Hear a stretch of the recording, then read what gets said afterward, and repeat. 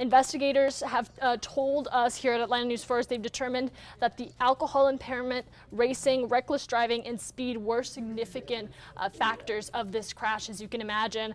Let's talk a little bit about these victims that were just taken far too soon.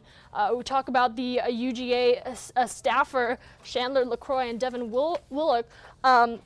They were among the victims of this fatal crash, and again, 2 more were injured as well. We're following the latest information on this, but that report from Athens Clarke County Police really details some of those final moments that led up to these 2 deaths on January 15th at 2:30 in the morning. And I do believe I have some of those 911 calls. I tried to pull up some video for you so we can both listen in. So let's take a look at this together.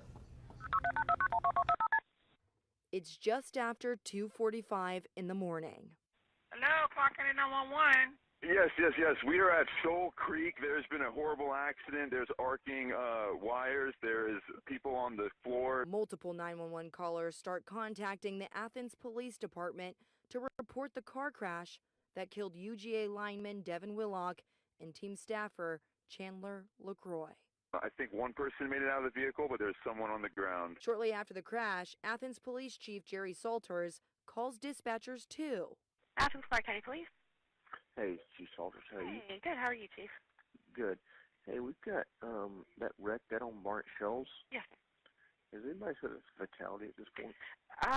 It's not confirmed, but that's what we think. Moments later, Chief Salters tells dispatchers UGA football staff member Bryant Gant is coming out to the scene, and supervising officers can give him details on the crash. I don't know if they're aware or not, but they were UGA football players. Yes, sir, we're aware.